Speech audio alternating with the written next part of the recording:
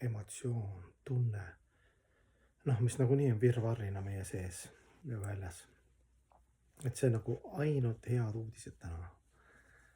Et ükskõik kui palju sa omandad ja saavutad siin maailmas, kas sa oled mingi hull teadlane, filosoof, leiutad, oled insener, oled nii ilus, et kõigil silmad kukuvad välja, oled nii andekas, et kõik ütlevad wow, fantastic. oled kuninglikust perest, kõik hüüavad, see on see sinivereline.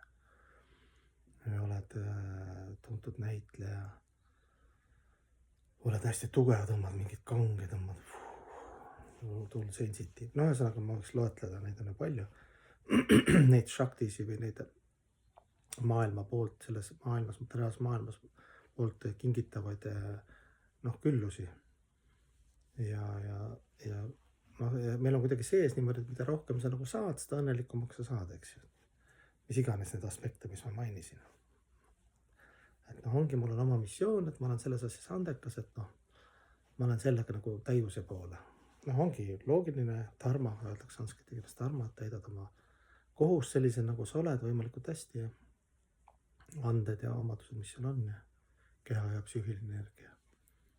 Aga lõppkokkuvõttes, kui see kõik see fassaad ära võtta, kõik see kukub ära, eks ju, siis suur loodus või Jumal, kuidas soovid, vaatab sinu seda meeleolu, sinu südamesse, just headuse, tänulikkuse, alandlikkuse, kaastunne, lapsemeelsuse, lihtsuse, neid aspekte nagu, millest algne hing koosneb, et kuidas seal nagu progress eneseteadvustamises. Kui nendes muudes asjades, välistes asjades on jõle kõva sõna oled, aga sisemiselt muutud ainult uhkemaks, kadedamaks, laisemaks, ekspluateerivamaks. Kui need asjad nagu suurenevad ja isegi kui sa väliselt teed show'd hästi, siis oled ise õnnetu ja oledki karmatsüklis. Et see on nagu hea uudis, et kõik on hästi lihtne. Lihtne on sinu südame headus, kuidas sa suhtud elusse, putukas, puu, taevas, närvi ajav naaber või sugulane või ülemus või kaasaga on mingi raske konflikt praegu.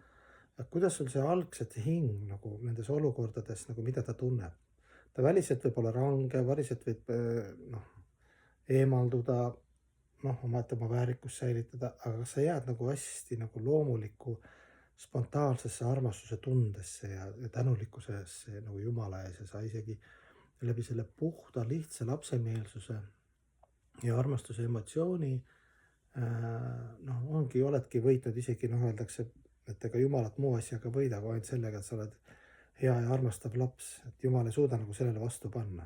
Et see nagu kogu elu nagu mõte, kõikide religioonide ja saavutuste mõte, see armastuse emotsioon, mis kõlab küll nagu juba sellise ärakasutatud sõnana või sellise, armasta kõiki, okei, võin seda ju öelda. Tähtis on see tunne, et ma armastan sind, kõike, Jumal, ma armastan sind.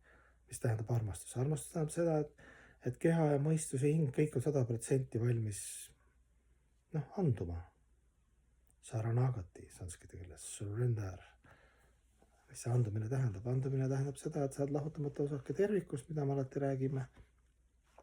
Ja sa nii hästi oskad suhelda elu ja Jumalaga, iga olukorraga ja oled vaimustuses.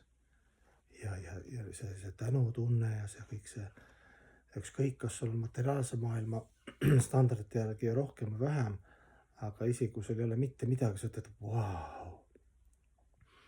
Ma hingan sisse värsket praanat, see avar taevas, mis on kogu rikkuse varjub, ma saan vaadata seda, tunnetada seda taevast, sinine taevas, kes paistab mu peale läbi mind praanana.